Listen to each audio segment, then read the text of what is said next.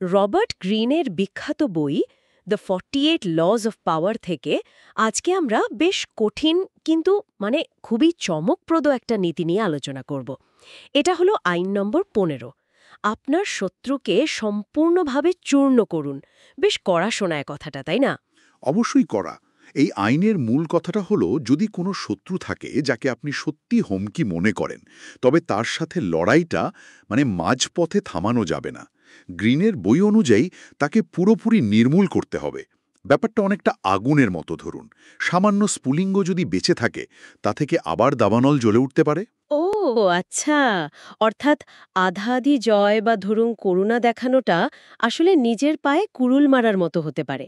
কারণ পরাজিত শত্রু সে তো শক্তি সঞ্চয় করে আবার ফিরে আসতে পারে, হয়তো আরও ভয়ঙ্করভাবে। ঠিক তাই। একেবারে। শুধু শারীরিকভাবে নয়, বইতে বলা হচ্ছে তাকে মানসিকভাবেও। তার প্রভাব, তার ভিত্তি সবকিছু ধ্বংস করে দিতে হবে। আর এই ধারণাটা এটা মোজেসের সময় থেকে শুরু করে অনেক ঐতিহাসিক ব্যক্তিত্বের জীবনে দেখা গেছে। কখনো তারা এটা প্রয়োগ করেছেন, কখনো বা উম, না করার পরিণতি ভোগ করেছেন। বেশ, তাহলে চলুন এই আপাতদৃষ্টিতে নির্মম কিন্তু ক্ষমতার জগতে গুরুত্বপূর্ণ বলে বিবেচিত আইনটার একটু গভীরে প্রবেশ করা যাক। আইনটার মূল বাক্যটা দিয়েই শুরু করি। ভয়ঙ্কর শত্রুকে পুরোপুরি চূর্ণ করতে হবে। সামান্য অঙ্গারও যদি জ্বলতে থাকে তা থেকে আগুন লাগবেই। আধা পথে থামা পুরোপুরি ধ্বংসের চেয়ে বেশি ক্ষতি ডেকে আনা। শত্রু সেরে উঠবে এবং প্রতিশোধ চাইবে। তাকে শরীর ও আত্মা উভয় দিক থেকেই চূর্ণ করুন। এই শরীর ও আত্মা, এটা দিয়ে ঠিক কি বোঝানো হচ্ছে একটু বুঝিয়ে বলবেন? হ্যাঁ, এটা একটা গুরুত্বপূর্ণ দিক। দেখুন, শরীর চূর্ণ করা মানে তো বোঝাটা বেশ সহজ। শারীরিকভাবে পরাজিত করা, বন্দি করা বা ধরুন হত্যা করা। কিন্তু আত্মা চূর্ণ করা ব্যাপারটা আরও গভীর। এর মানে হলো শত্রুর মনোবল একদম ভেঙে দেওয়া, তার সম্মানহানি করা, তার সমর্থকদের ছত্রভঙ্গ করে দেওয়া, এমনকি ইতিহাসে তার নাম মুছে ফেলার চেষ্টা করা বা তার প্রভাব একেবারে শূন্য করে দেওয়া, যাতে সে কোনোভাবে কোনো রূপে আর মাথা তুলে দাঁড়াতে না পারে। একেবারে শিকড় শুদ্ধ উপড়ে ফেলার মতো। তার মানে এটা নিছক নিষ্ঠুরতা নয়, বরং একটা সুদূর প্রসারী কৌশল, ভবিষ্যতের ঝুঁকি একেবারে নির্মূল করার জন্য। হ্যাঁ, বইটির যুক্তিটা সেদিকেই। বলা হচ্ছে শত্রুর প্রতি দেখানো দয়া বা ধরুন সমঝোতার মনোভাব, সেটা আসলে তার মনে আরও বেশি তিক্ততা আর প্রতিশোধের ইচ্ছা জাগায়। সে এটাকে দুর্বলতা হিসাবে দেখে। বিশেষ করে যদি শত্রু এক সময়ের বন্ধু হয়, তাহলে তো কথাই নেই। সেক্ষেত্রে নাকি সমঝোতার কোনো জায়গাই থাকে না। লড়াইটা হবে অনেকটা জিরো সাম গেমের মতো। একজন জিতবে, আরেকজন হারবে, এবং জয়ীকে পুরোপুরি জিততে হবে। এই ভাবনাটা তো বেশ পুরনো মনে হচ্ছে। আমার যেন কৌটিল্যের কথা মনে পড়ছে। একদম ঠিক। কৌটিল্য তার অর্থশাস্ত্রে ঠিক একই ধরনের কথা বলেছিলেন। তিনি বলেছেন, দুর্বল জেনেও শত্রুকে কখনো উপেক্ষা করা উচিত নয়। খড়ের গাদায় আগুনের স্ফুলিঙ্গের মতো সে যথাসময়ে বিপজ্জনক হয়ে ওঠে। ভাবুন একবার, একটা ছোট্ট স্ফুলিঙ্গ পুরো খড়ের গাদা জ্বালিয়ে দিতে পারে। তার মানে ছোট বিপদকেও আসলে ছোট করে দেখা উচিত নয়। ঠিক, একদম তাই। তাহলে এই ধারণাটা বাস্তবে কেমন দেখতে হয়? এমন কি কোনো উদাহরণ আছে যেখানে কেউ এই নিয়মটা আম আ না মেনে বড় ভুল করেছিল? বইটিতে একটা চমৎকার উদাহরণ দেয়া আছে চীনের ইতিহাস থেকে। শিয়াং ইউ আর লিউ পাংয়ের কাহিনী। এরা শুরুতে কিন্তু বন্ধু ছিলেন। তাই নাকি? তাহলে তো ব্যাপারটা আরো জটিল। হ্যাঁ, একসাথে চীন সাম্রাজ্যের বিরুদ্ধে লড়েছিলেন তারা। শিয়াং ইউ ছিলেন অভিজাত বংশের, দারুণ যোদ্ধা, শারীরিক শক্তিতে অসামান্য। কিন্তু তার সমস্যা ছিল, তিনি একটু একগুঁয়ে ছিলেন, আর অন্যদের পরামর্শ খুব একটা শুনতেন না। আচ্ছা। অন্যদিকে লিউ পাং ছিলেন সাধারণ কৃষক পরিবারের সন্তান, কিন্তু অত্যন্ত ধূর্ত আর বাস্তববাদী। তার সবচেয়ে বড় ক্ষমতা ছিল, তিনি যোগ্য লোকদের চিনতে পারতেন এবং তাদের পরামর্শ গুরুত্ব দিয়ে শুনতেন। কিভাবে তালে বন্ধুত্ব শত্রুতায় গড়ালো? সেটা হলো, খ্রিস্টপূর্ব ২০৮ সালের দিকে চুয়ের রাজা তাদের দুজনকে দুটো আলাদা বাহিনী দিয়ে চীন রাজ্যের রাজধানী শিয়েনিয়াং দখল করতে পাঠান। শর্ত ছিল যে আগে পৌঁছাবে সেই হবে ওই অঞ্চলের রাজা। তো লিউপাং তার ধূর্ত কৌশল ব্যবহার করে আগে পৌঁছে যান। আর শিয়াং ইউ পরে পৌঁছালেন? হ্যাঁ, শিয়াং ইউ যখন এলেন, দেখলেন লিউপাং ইতিমধ্যেই শহরে। তিনি স্বাভাবিকভাবেই প্রচণ্ড রেগে গেলেন। বোঝাই যাচ্ছে। তারপর লিউপাং অবশ্য সরাসরি সংঘাটে গেলেন না, কৌশল করে পিছু হটলেন। শিয়াংইউ এরপর শহর দখল করেন এবং রাগের বশে প্রায় পুরো শহরটা চালিয়ে দেন। ও, আর এই ঘটনায় লিউপাংকে তার চিরশত্রুতে পরিণত করে। তাদের মধ্যে এরপর অনেক যুদ্ধ হয়। এবং শিয়াং ইউ তো খুব শক্তিশালী যোদ্ধা ছিলেন। তিনি নিশ্চয়ই লিউ পাংকে হারাতে সক্ষম হয়েছিলেন কোনো না কোনো সময়। হ্যাঁ, এক পর্যায়ে তিনি লিউপাংকে প্রায় কোণঠাসা করে ফেলেছিলেন। লিউ তখন শান্তির প্রস্তাব দেন, মানে আলোচনায় বসতে চান। শিয়াংইউ সবচেয়ে বিচক্ষণ উপদেষ্টা ছিলেন ফান সেং।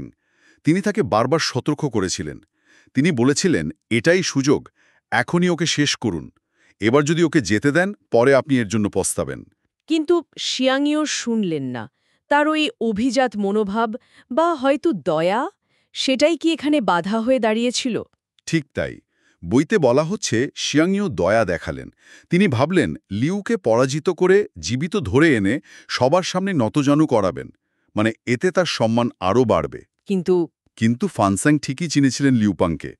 লিউপাং এই আলোচনার সুযোগ নিলেন পালানোর জন্য। সর্বনাশ, একই ভুল বারবার করলেন তিনি। হ্যাঁ, শিয়াংইউ যখন বুঝলেন তিনি কি ভুল করেছেন, ততক্ষণে অনেক দেরি হয়ে গেছে। তিনি ক্ষিপ্ত হয়ে লিউকে ধাওয়া করলেন। একসময় তিনি লিউ পাংয়ের বাবাকে বন্দী করেন। হুমকি দিলেন, লিউ আত্মসমর্পণ না করলে তার বাবাকে সবার সামনে জীবন্ত সেদ্ধ করা হবে। কি ভয়ঙ্কর! কিন্তু তাতেও কি লিউ পাং দমেছিলেন? কাজ হয়েছিল? না, লিওপাং এতটাই ঠান্ডা মাথার আর কৌশলী ছিলেন যে তিনি পাল্টা জবাবে বলেছিলেন, যেহেতু তারা একসময় বন্ধু ছিলেন, তাই শিয়াংইউয়ের উচিত হবে তার বাবার মাংসের ঝোল একটু তাকেও পাঠানো। বলেন কি?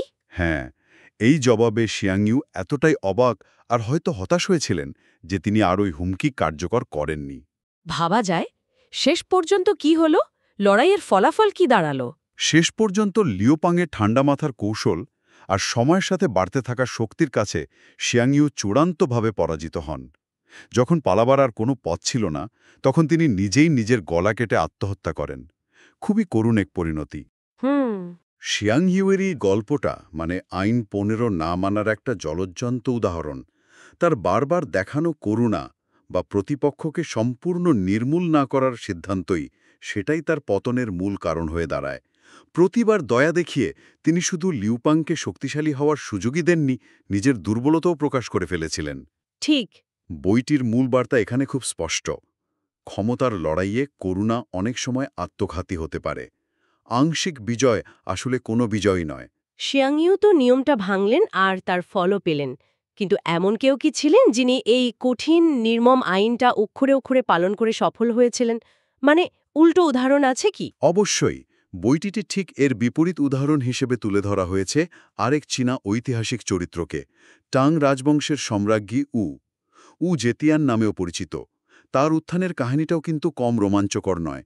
তিনি ছিলেন সামান্য একজন উপপত্নী, সেখান থেকে ধাপে ধাপে উঠে হয়েছিলেন চীনের একমাত্র নারী সম্রাজ্ঞী। উপপত্নী থেকে সম্রাজ্ঞী কিভাবে সম্ভব হলো? নিশ্চয়ই পথটা সহজ ছিল না। একেবারেই না, এবং তিনি আইন ১৫ প্রয়োগ করেছিলেন চরম নির্মমতার সাথে। একটা ঘটনার কথা বলি, তাহলেই বুঝবেন। হ্যাঁ। ৬৫৪ খ্রিস্টাব্দে তার একটি শিশুকন্যা জন্মায়। তৎকালীন সম্রাজ্ঞী মানে সম্রাটের প্রথম স্ত্রী, তিনি শিশুটিকে দেখতে এসেছিলেন। তিনি চলে যাওয়ার কিছুক্ষণের পরেই নিজের কন্যা সন্তানকে শ্বাসরোধ করে হত্যা করেন। কি বলছে? নিজের সন্তানকে? কিন্তু কেন? কারণ যখন সম্রাট ফিরে আসেন, এমনভাবে ঘটনাটা সাজান যেন আগের সম্রাজ্ঞী ঈর্ষার বশে শিশুটিকে হত্যা করেছেন। যেহেতু আগের সম্রাজ্ঞীর ঈর্ষাকাতর স্বভাবের কথা মানে সবাই জানত, তাই সম্রাটের সন্দেহ তার দিকেই যায়। ওহ, আচ্ছা। ফলশ্রুতি সেই সম্রাজ্ঞীকে পদচ্যুত করা হয় এবং পরে মৃত্যুদণ্ড দেওয়া হয়। আর সেই শূন্যস্থানে নতুন সম্রাজ্ঞী হন চাও। অবিশ্বাস্য! এটা তো চরম পর্যায়ের চক্রান্ত আর নির্মমতা। ভাবা যায় না। হ্যাঁ, এবং ক্ষমতায় আসার পরও তিনি থামেননি। তিনি জানতেন ক্ষমতা টিকিয়ে রাখতে হলে সম্ভাব্য সব প্রতিদ্বন্দ্বীকে নির্মূল করতে হবে, কোনো ঝুঁকি নেওয়া যাবে না।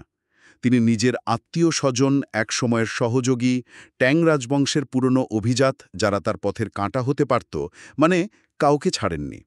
একের পর এক তিনি তাদের সরিয়ে দিয়েছেন। শুধু শারীরিকভাবে নয়, তাদের প্রভাব, প্রতিপত্তি, এমনকি স্মৃতি পর্যন্ত মুছে ফেলার চেষ্টা করেছেন। ঠিক যেমনটা বলছিলেন, শরীর ও আত্মা উভয় দিক থেকেই চূর্ণ করা। একদম ঠিক তাই। তাহলে তার পরিণতি কি হয়েছিল? শিয়াং ইউয়ের মতো পতন হয়েছিল কি? একেবারেই না।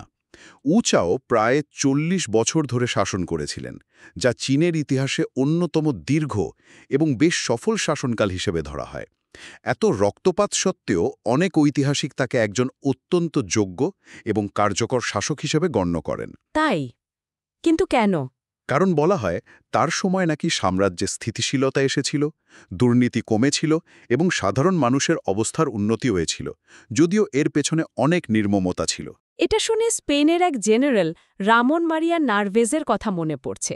মৃত্যুশয্যায় তাকে যখন পাদ্রী জিজ্ঞাসা করেছিলেন তিনি তার শত্রুদের ক্ষমা করেছেন কিনা, তিনি নাকি উত্তর দিয়েছিলেন, আমার কোনো শত্রু নেই, আমি তাদের সবাইকে গুলি করে মেরে ফেলেছি। হ্যাঁ, ঠিক ওই রকমই মনোভাব। সম্রাজ্ঞী আইন ১৫র সার্থক প্রয়োগকারী ছিলেন। তিনি বুঝেছিলেন ক্ষমতার শিখরে টিকে থাকতে হলে কোনো সম্ভাব্য হুমকিকেই অঙ্কুরে বিনষ্ট করতে হবে। কোনো স্ফুলিঙ্গকেই তিনি বাঁচিয়ে রাখেননি যা পরে আগুন জ্বালাতে পারে। যেখানে শিয়াং ইউ দয়া দেখিয়ে ব্যর্থ হয়েছিলেন, চাও সেখানে চরম নির্মমতা দিয়ে নিজের ক্ষমতাকে প্রায় অর্ধ শতাব্দী ধরে অক্ষুণ্ণ রেখেছিলেন। তাহলে এই দুটো বিপরীতধর্মী উদাহরণ থেকে আমরা কি শিখতে পারি? এই আইনের মূল কৌশলটা ঠিক কি দাঁড়াচ্ছে? কৌশলটা খুবই সোজা সাপটা, কিন্তু নির্মম। যদি শত্রু আপনার অস্তিত্বের জন্য হুমকি হয়ে দাঁড়ায়, তবে কোনো দয়ামায়া বা আধাআধি পদক্ষেপ নয়, তাকে সম্পূর্ণভাবে নির্মূল করুন। বইটির যুক্তি অনুযায়ী এটা নিছক নিষ্ঠুরতা দেখানোর জন্য নয়, বরং নিজের নিরাপত্তা নিশ্চিত করা এবং বিজয়কে স্থায়ী করার জন্য এটা জরুরি। বিশেষ করে যে একসময় বন্ধু ছিল কিন্তু পরে শত্রুতে পরিণত হয়েছে, তাকে বিশ্বাস করা বা করুণা দেখানো নাকি সবচেয়ে বড় বোকামি। সুযোগ পেলে সে প্রতিশোধ নেবেই। অর্থাৎ ক্ষমতার এই খেলায় আবেগ বা করুণার চেয়ে ঠান্ডা মাথার কৌশল আর প্রয়োজন অনুযায়ী নির্মমতা এটাই বেশি কার্যকর। অন্তত গ্রিনের বই তো এই কথাই বলছে। হ্যাঁ, এই আইনের দৃষ্টিকোণ থেকে দেখলে সেটাই মনে হয়। করুণা বা সমঝোতার আশাকে এখানে দুর্বলতা হিসেবে দেখা হচ্ছে, যা শেষ পর্যন্ত নিজের পতন ডেকে আনতে পারে। শত্রু যখন দুর্বল, তখনই তাকে সম্পূর্ণ শেষ করে দেওয়ার কথা বলা হচ্ছে, যাতে সে আর কখনো ঘুরে দাঁড়ানোর সুযোগ না পায়, কোনো সুযোগই না পায়। তাহলে আমরা দেখলাম ক্ষমতার এই ১৫ নম্বর আইন কতটা কঠিন আর আপোষহীন হতে পারে। একদিকে শিয়াং ইউয়ের মতো করুণা দেখিয়ে পতন, অন্যদিকে সম্রাজ্ঞী ইউয়ের মতো নির্মম হয়ে দীর্ঘস্থায়ী শাসন। এটা সত্যি ভাবায়। অবশ্যই ভাবায়। এই আইনটা ক্ষমতার এক অত্যন্ত কঠিন, হয়তোবা অস্বস্তিকর বাস্তবতার দিকে আঙুল তোলে। প্রশ্ন জাগে, এই ধরনের চূড়ান্ত নির্মমতার নৈতিক বা মানবিক মূল্য কি? আবার উল্টো দিকে শিয়াং ইউয়ের মতো করুণা দেখানোর পরিণতি বা কি হতে পারে? সবসময় কি একই ফল হয়? ঠিক। গ্রিনের বই আমাদের কিছু ঐতিহাসিক উদাহরণ আর তার থেকে একটা নির্মোহ বিশ্লেষণ তুলে ধরে। কিন্তু বাস্তব জীবনে এই নীতি কতটা প্রয়োগযোগ্য বা আদৌ উচিত কিনা, সেই সিদ্ধান্ত সেটা হয়তো পরিস্থিতি আর ব্যক্তির বিচক্ষণতার উপরই নির্ভর করে। ঠিক, হয়তো সবসময় সাদা বা কালো হয় না, অনেক ধূসর জায়গাও থাকে।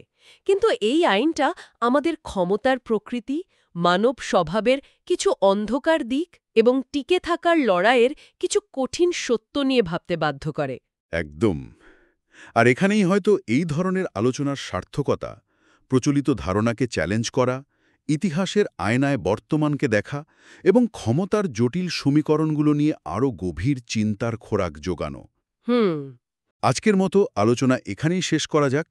তবে এই আইন আর তার প্রয়োগ নিয়ে ভাবনার অবকাশ কিন্তু থেকেই গেল।